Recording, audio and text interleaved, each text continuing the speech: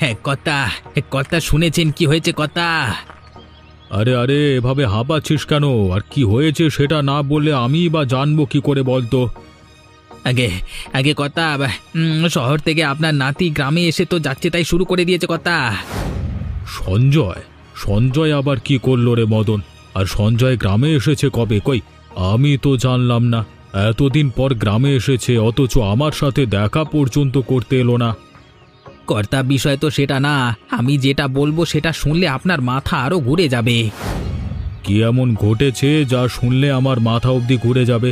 এত ভনিতা না করে সরাসরি বলে দিলেই তো পারিস। শুনলাম সঞ্জয় দাদাবাবু নাকি বাজারে একটা দোকান দেবে। কে? বিমল মোড়লের নাতি হয়ে সে গ্রামের বাজারে দোকান দেবে? আমার মান সম্মান কি আর কিছুই রাখলো না সে? কর্তা এখনো তো আসল কথা শোনেননি। আরও বাকি আছে? তাহলে সেটাও বলে ফেল। শুনি, সবই শুনি, শুনে নিজের কানকে ধন্য করি। আগে কর্তা, দাদাবাবু বাজারে নাকি কাচ্চির দোকান দেবে। কি? এটা কোনোভাবেই হতে দেওয়া যাবে না। তুই এক্ষুনি তাকে গিয়ে বল এই দোকান বন্ধ করতে। সেটা আর সম্ভব হবে না কর্তা, গ্রামের সকলেই তাকে সমর্থন দিচ্ছে, আমাদের অন্য কোনো রাস্তা ভাবতে হবে। ঠিক আছে, তুই এখন যা। আর সঞ্জয় কখন কি করছে সবকিছু চোখে চোখে রাখ। ঠিক আছে কর্তা, যেমনটি বলছেন তেমনটি হবে।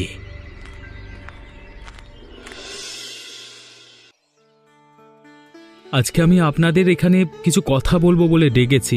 আপনারা তো জানেন আমি এখানে একটা নতুন দোকান চালু করেছি। এই দোকানটি চালিয়ে নেবার জন্য আপনাদের সহযোগিতা আমার ভীষণভাবে প্রয়োজন। আপনারা কি আমার সাথে আছেন?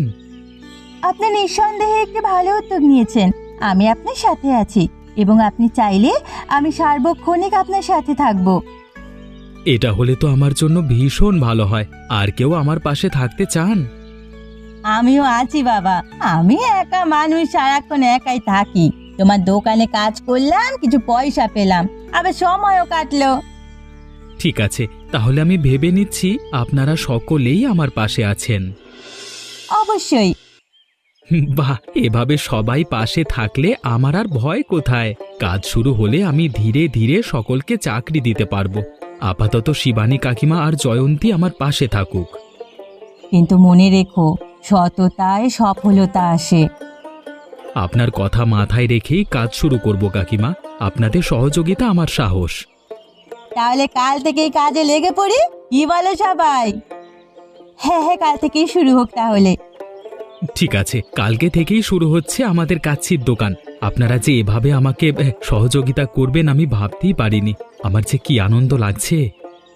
ভালো কাজের পাশে আমরা সব সময় আছি। স্বাগতম সবাইকে। আজকে থেকেই আমাদের কাচ্চির দোকান চালু হলো। আপনাদের ভালো লাগলে প্রত্যেকদিন আসবেন। আরে বাহ, এমন দোকান তো এই গ্রামে কোনোদিন হয়নি, একদম শহরের মতো টেস্ট। গ্রামে একটু শহরের ছোঁয়া দিতেই আমার এই প্রয়াস। আপনাদের ভালো লাগলে আমি সার্থক। দেখেছো সঞ্জয়, আমাদের দোকানটা কেমন ধীরে ধীরে জাঁকজমক হয়ে উঠেছে। লোকজন কত সুন্দর করে তৃপ্তি নিয়ে খাচ্ছে। তুমি একদম ঠিক বলেছ জয়ন্তী।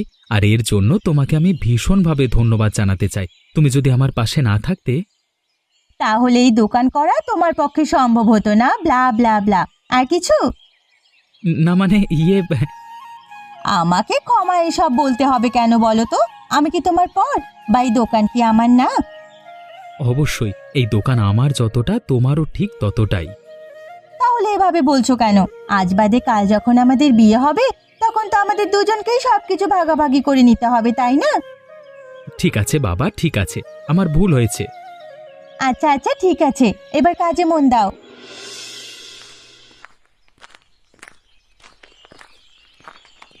কি ব্যাপার দাদুর স্পাই, তুমি হঠাৎ আমার দোকানে? দাদু মনে হয় স্পাইগিরি করতে পাঠিয়েছে। আমারও সেটাই মনে হচ্ছে। তারপর দাদুর গোয়েন্দা, বলো তোমার জন্য আমরা কি করতে পারি? কাজটা কিন্তু ভালো করছেন না দাদাবাবু। আমি এসেছিলাম আপনার দোকানে, আপনার দোকান দেখতে, আর আপনি এই মেয়েটার সাথে যুক্ত হয়ে আমাকে অপমান করছেন। এ ফল কিন্তু ভালো হবে না। ওরে বাবা, আমি তো ভীষণ ভয় পেয়ে গেলাম। এখন আমার কি হবে? জয়ন্তী, ভালো হচ্ছে না কিন্তু। এই মদন দা, তোমার তো সাহস কম না। তুমি কোন সাহসে জয়ন্তীর সাথে এভাবে কথা বলছো? আমি আবার কি করলাম দাদাবাবু? একটা কথা ভালো করে শুনে রাখো, আর তোমার কর্তাকেও বলবে তোমরা যে আমার দোকানের পেছনে লাগছো সেটা কিন্তু আমার কানে চলে এসেছে। এসব করা বন্ধ করো, এর ফল কিন্তু ভালো হবে না। দাদাবাবু, আপনি কি কর্তামশাইকে ভয় দেখাচ্ছেন? তোমার যদি তাই মনে হয় তবে মনে করো সেটাই করেছি। কাজটা কিন্তু ভালো করলেন না। কর্তা জানতে পারলে এর পরিণতি কিন্তু ভয়াবহ হবে। ঠিক আছে, তোমার কর্তাকে যা করবার করতে বলো। সে যদি জেদি হয় তবে আমিও কিন্তু তারই নাতি, সে যেমন করবে তেমনই ফিরে পাবে।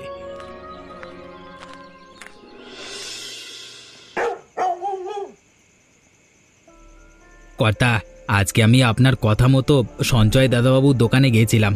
সেখানে সে আমাকে এমনভাবে অপমান করলো যে কি আর বলবো। সে আর জয়ন্তী নামের মেয়েটা মিলেমিশে আমাকে নিয়ে হাসাহাসি করলো, আবার আপনাকে নিয়ে উল্টোপাল্টা কথা বলল। এ তাদের এত বড় সাহস আমাকে নিয়ে উল্টোপাল্টা বলেছে? আমার নাতি হয়ে আমার নামে কলঙ্ক লাগাচ্ছে। শুধু তাই নয় কর্তা, সে সোজা সাপটা বলেছে আপনি যদি জেদি হন সেও নাকি আপনার নাতি, জেদে আপনারই মতো হবে, আপনাকে কিছুতেই ছাড়বে না, আপনাকে দেখে নেবে। এই ছেলের সাহস কতটা বেড়েছে আমি ঠিক বুঝতে পারছি। তার এই দোকান আমি কোনোভাবেই চলতে দেব না। এর একটা বিহিত আমাকে করতেই হবে। হ্যাঁ, এ একদম ঠিক বলেছেন কর্তা, তবে কাজটা একটু বুদ্ধি দিয়ে করতে হবে। জোর করে কিছু করলে গ্রাম আমাদের বিপক্ষে চলে যাবে। ঠিক বলছিস। গ্রামের লোকজন এখন ওর দোকান নিয়ে খুশি, তাদের মন থেকে সাপোর্ট তুলে আনতে হবে আগে। একটা উপায় আছে কর্তা, আপনি যদি গোপনে কিছু লোককে দিয়ে দোকানের খাবারে বিষ মিশিয়ে দেন, তারপর লোকজন অসুস্থ হয়, তাহলে সবাই সঞ্জয়ের উপরই দোষ দেবে। না না, এটা করা যাবে না, তখন আমারই বদনাম হবে। আমাকে কিছু একটা করতে হবে। আমি ভাবছি কি করা যায়। ঠিক আছে কর্তা, কিন্তু যা করবার সময় মতো করতে হবে। দেরি করলে আবার আমাদের কোনো বাধাই কাজে লাগবে না। সকাল হতে দে মদন, কালকে সকালেই ওদের দোকান আমি বন্ধ করছি। আগে কর্তা।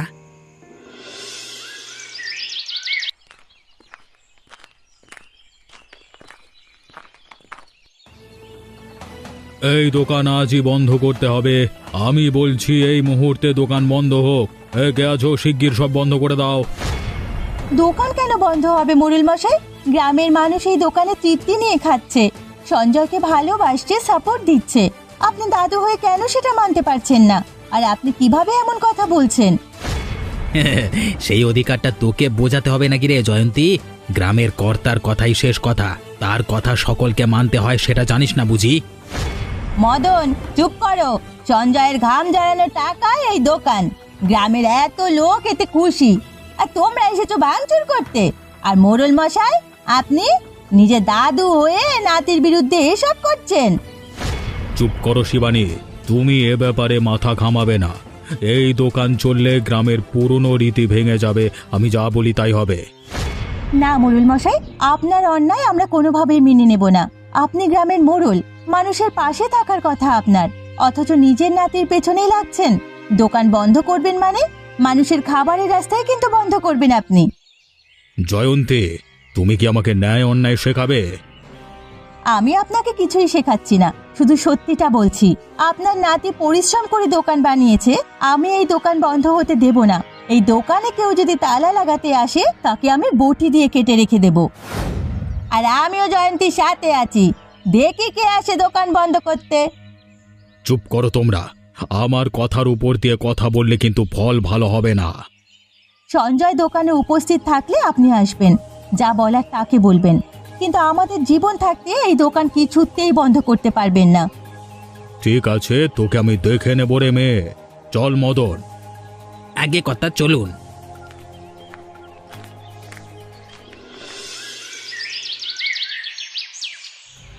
কর্তা, হ্যাঁ, আপনি পরিস্থিতি দেখেছেন না? ওই মেয়েটি যদি দোকানে আছে, মানে যতদিন আছে, আপনি ততদিন দোকান বন্ধ করতে পারবেন না। তুই একদম ঠিক বলেছিস মদন, আমিও এটাই ভাবছি। এখন কি করা যায় বলতো? কর্তা, আমি কি বলি, আমাদের সবার আগে ওই মেয়েকে সরিয়ে দিতে হবে, এরপর দোকান নিয়ে ভাবা যাবে। কি বলতে চাইছিস রে মদন? মানে হলো, আমরা এই জয়ন্তীকে কিছুদিনের জন্য একটা জায়গায় বন্দি করে রাখব, এবং সেই সময়ের মধ্যে আমরা দোকান বন্ধ করে দিয়ে দাদা বাবুকে আবারও শহরে পাঠিয়ে দেব। বুদ্ধিটা তুই কিন্তু মন্দ দিসনি মদন, কিন্তু এই মেয়েকে অপহরণ করবে কে? আগে কর্তা, এই মদন থাকতে আপনার এত চিন্তা কিসের? শুধু কর্তা আমাকে কিছু টাকা বাড়িয়ে দিলেই হবে। বুঝেছি বুঝেছি। তুই মদন টাকা ছাড়া এক পাও নড়তে চাস না। এ কর্তা, টাকা ছাড়া আজকাল কি হয় বলুন তো? ঠিক আছে, তুই কাজটা নিখুঁতভাবে কর, আমি দেখছি তোর বিষয়টাও। এই ঠিক আছে কর্তা, আপনার নির্দেশ অনুযায়ী এগোলাম তাহলে। হ্যাঁ, এখন তুই যা, কিভাবে কি করবি ভাব। আগে কর্তা।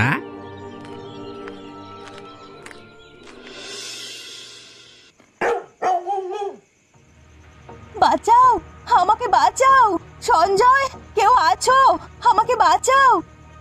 চুপ কর, এসব কান্নাকাটি করে কোনো লাভ হবে না। তোকে এখানে কেউ বাঁচাতে আসবে না। তুমি কে? তুমি আমাকে এখানে ধরে এনেছো কেন? আমাকে ছেড়ে দাও, আমি তো তোমার কোনো ক্ষতি করিনি, তাহলে আমাকে কেন ধরে এনেছো? একদম চুপ করে থাক, বেশি চিল্লাচিল্লি করলে মুখ বেঁধে দেব। কিন্তু কে তুমি? আমাকে কেন ধরে এনেছো সেটা তো বলবে। ওপরের নির্দেশে তোকে ধরে আনা হয়েছে। তোর সাথে এত কথা বলবার নির্দেশ নেই, তাই বলছি বেশি কথা বলবি না। চিল্লা পিল্লা যত করবি ততই তোর বিপদ হবে। আমি বুঝতে পেরেছি, তুমি ওই বিমল মোড়লের লোক, তাই না? আমার সঞ্জয় জানতে পারলে তোমার কি করবে তুমি নিজেও জানো না। সে আমারটা আমি দেখে নেব, এখন তুই চুপ থাক। সাহস থাকলে আমাকে ছেড়ে দে, আমি সবার সামনে তোদের মুখোশটা খুলে দেব। তুই চুপ থাক জয়ন্তী, তোর আওয়াজ বাইরে গেলে সমস্যা বাড়বে, আর সমস্যা বাড়লে তোর জীবনও চলে যেতে পারে। বিধাতা, বিধাতা তুমি আমাকে রক্ষা করো বিধাতা। সঞ্জয়কে যেভাবেই হোক আমার কাছে পাঠিয়ে দাও। বোকামি। সঞ্জয় বাবা, আমাদের যে অনেক বড় সর্বনাশ হয়ে গেল বাবা। জয়ন্তীকে কোথাও খুঁজে পাচ্ছি না। সন্ধ্যাবেলা তোমার দোকান থেকে সে বাড়ি ফেরেনি। আমার জয়ন্তী কোথাও নেই বাবা। কাকিমা, এসব কি বলছেন কি আপনি? হঠাৎ করেই জয়ন্তী কোথায় হারিয়ে যাবে? বিকেল পর্যন্ত তোকে দোকানেই দেখেছি, তারপর থেকে হঠাৎ উদাও। আমার মনে হচ্ছে এর মধ্যে তোমার দাদুর একটা হাত আছে। দাদু? কিন্তু দাদু কেন জয়ন্তীর কোনো ক্ষতি করবে? তোমাকে কিছু জানানো হয়নি। আজ সকালের দিকে তোমার দাদু দোকান বন্ধ করতে এসেছিল। ওই যখন তুমি শহরে যাও তারপর আমি আর জয়ন্তী বাধা দেই।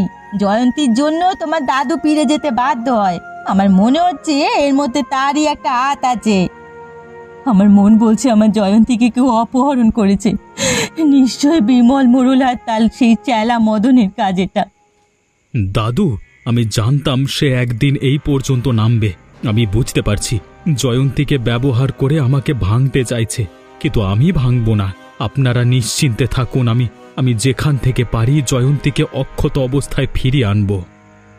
বাবা, আমরা সবাই জানি মোড়ল কতটা ধূর্ত।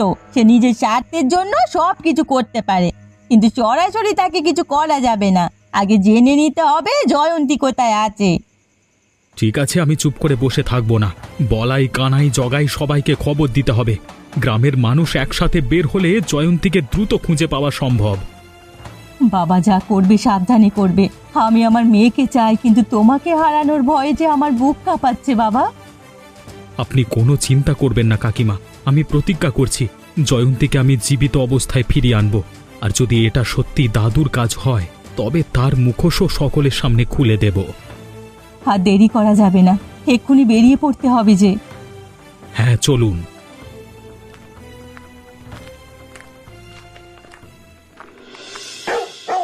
বাবা সঞ্জয়, কোন দিকটা খুঁজবো আগে? বাসজরের ভেতর থেকে কার যেন কান্নার মতো আওয়াজ আসছে, ওদিকে যাবে? শোনো কাকিমা, আমরা 3 ভাগে ভাগ হব। বলাই আর জগাই যাবে নদীর ঘাটের দিকে, কানাই আর তুমি যাবে বাঁশ ছাড়ে, আমি আর কল্যাণী কাকিমা যাব কুটির পাড়ার দিকে। কোনো অচেনা নড়াচড়া দেখলেই সবাই সবাইকে ডাক দেবে। বাবা সঞ্জয়, শিগগির চলো বাবা, আমার মনের মধ্যে কেমন যেন কু গাইছে। তুমি কোনো ভয় করো না কল্যাণী, আমরা সবাই আছি। জয়ন্তীকে উদ্ধার না করে আমরা ফিরবো না।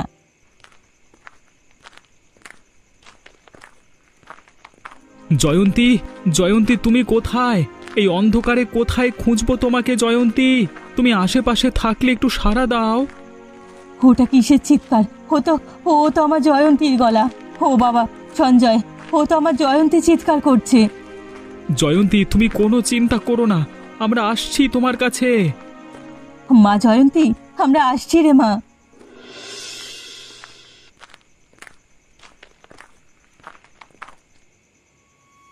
জয়ন্তী, জয়ন্তী ভয় পেও না, চুপচাপ থাকো, আমরা আছি। কাকিমা আপনি জয়ন্তীর পাশে দাঁড়ান, আমি ওই শয়তানকে দেখছি। হায় বিধাতা, আমার মেয়ে, আমার জয়ন্তী। হোমা তুই ঠিক আছিস তো মা? হ্যাঁ মা, আমি ঠিক আছি। কেউ সরকল করলে তোমাদের আরো সমস্যা হতে পারে, তাই বলছি বাঁচতে চাইলে চুপ করে থাক। ওরে মদন, এটা তুই? তোর এত সাহস! এবার তুই শেষ মদন। আগে আমার মেয়েকে নিরাপদে বের করো বাবা, এরপর ওই মদনকে যা করার করো। জয়ন্তী, তুমি ঠিক আছো তো? তুমি কোনো চিন্তা করো না, আমি এদের একটা ব্যবস্থা করছি। আমি ভেবেছিলাম আর কেউ আমাকে বাঁচাবে না, আমি হয়তো এখানেই শেষ হয়ে যাব। আমি বেঁচে থাকতে তোমাকে কেউ মারতে পারবে না জয়ন্তী, এবার তো মরবে এই মদন। আমার কোনো দোষ নেই দাদাবাবু, বিশ্বাস করুন এসব কিছুই কর্তার নির্দেশে করেছি, আপনি আমাকে ছেড়ে দিন। ছি ছি ছি ছি ছি, আমার দাদু যে এতটা নিচে নামতে পারে আমি কখনোই ভাবতে পারিনি। আর তুই মদন, তোর ব্যবস্থা আমি করব না, পুরো গ্রামবাসী তোর ব্যবস্থা করবে। মাফ করুন দাদাবাবু, আমাকে মাফ করুন, বিশ্বাস করুন আমার কোনো দোষ নেই, সব কিছু ওই আপনার দাদুর কথা মতো হয়েছে। আবারও কথা বলছিস? বাঁচতে চাইলে চুপ করে থাক মদন, যত কথা বলবি তত বিপদে পড়বি। বাবা সঞ্জয়, এই জায়গা থেকে দ্রুত বেরিয়ে যেতে হবে, জয়ন্তী যে অসুস্থ হয়ে পড়েছে। আপনি কোনো চিন্তা করবেন না, আমি জয়ন্তীকে কোলে করে নিয়ে যাচ্ছি। তাই করো বাবা। সবাই শুনুন, এই দুজন বিমল, মোড়ল এবং মদন আমাদের গ্রামবাসীর বিশ্বাস এবং নিরাপত্তার সাথে খেলেছে। তারা এই গ্রামের মেয়েকে অপহরণ করেছে। এখন আপনারাই বলুন এদের কি শাস্তি দেওয়া উচিত? হ্যাঁ, সঞ্জয় একদম ঠিক বলেছে, এরাই আমাকে অপহরণ করেছিল, আমি এদের কঠিন শাস্তি চাই। দেখুন এদের দুষ্ট চেহারাটা আরও একবার দেখুন।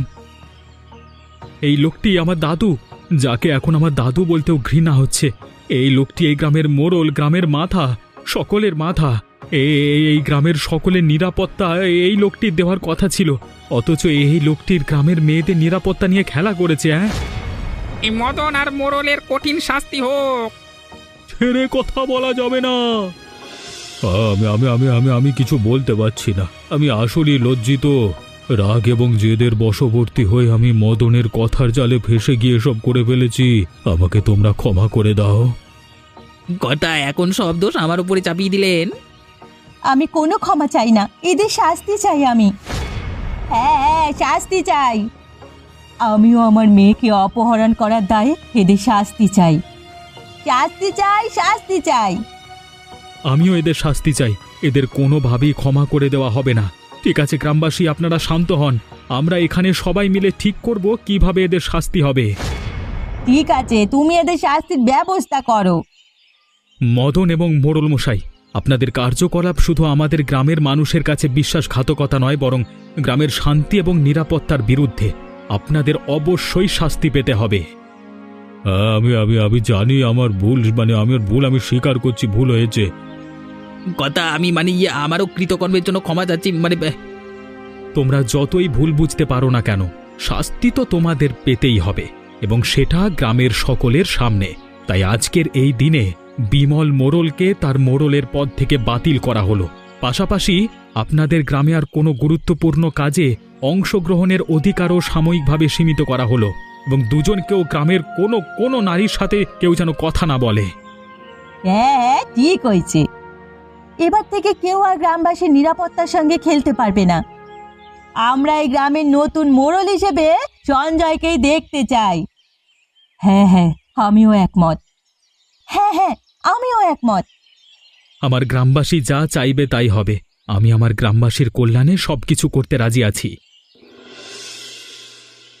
দেখেছো জয়ন্তী, গ্রামের সবাই এখন আমাদের পাশে, দোকান সুন্দরভাবে চলছে আমাদের। হ্যাঁ, এখন শুধু আমাদের ব্যবসা নয়, আমাদের গ্রামও আনন্দিত থাকবে। হ্যাঁ, এবার আমরা একসাথে আরো বড় কিছু করতে পারবো। কিন্তু আমার মেয়েটার এখন কি হবে? সকলের মুখে মুখে উঠে গেছে জয়ন্তীর অপহরণের কথা। এরপর আমার মেয়েটাকে কি কেউ বিয়ে করবে? বিয়ে কেন করতে হবে মা? বিয়ে ছাড়া কি থাকা যায় না? মায়ের মনে দুশ্চিন্তা তুই বুঝবি না জয়ন্তী। আগে মা হ, তারপর বুঝবি মায়ের মন কি জিনিস। কাকিমা, আপনি অযথাই এসব নিয়ে চিন্তা করছেন। এসব নিয়ে কোনো চিন্তা করবেন না।